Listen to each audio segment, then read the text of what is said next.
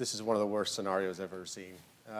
I don't know what I think about you right now, but I think the internet thinks you're Voldemort, okay?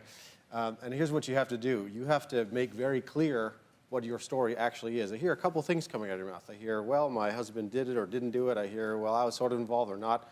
Whatever you land on as your internal story, you have to externalize it, commit to it, and keep saying it until your side of the story is being heard. Because right now, the only thing that is being heard is the government, which says a lot of really strong things about you, and that's the only part of the picture that anyone's going to see for a long time unless you correct it.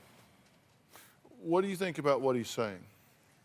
Was I involved in these businesses? No, I wasn't. I'm not a businesswoman. I've never ran businesses. Did I love my husband? Yes. But let me tell you what you're not hearing Michael say.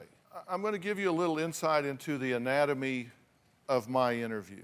What I wanted to do here with you and your delightful children was to give you a platform, give you an opportunity to say with great clarity what the circumstances are. Yes.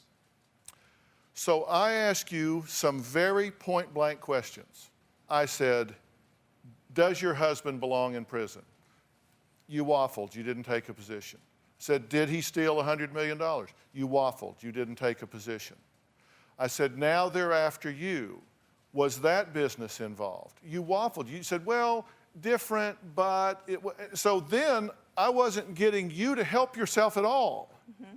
So I read your husband's quote because he said you weren't involved. He said you had no blame, no guilt, no involvement. We're not a businesswoman, and he's sorry that he used your name to deflect the being pursued at the time. Then I talked to your kids. Mm-hmm. But today, to this moment of time, you have not clearly said what it is you want people to believe. And, because I think you have to decide. I spent a lot of years as a litigation consultant. Mm-hmm. And one of the things I said is you need to learn how to tell the truth effectively. Do not lie, tell the truth effectively. And you need to pick 3 or 4 key things you want people to know about you and say them strongly and repeatedly. What do you say, Mr. Harvard lawyer? I say rock on, you nailed it.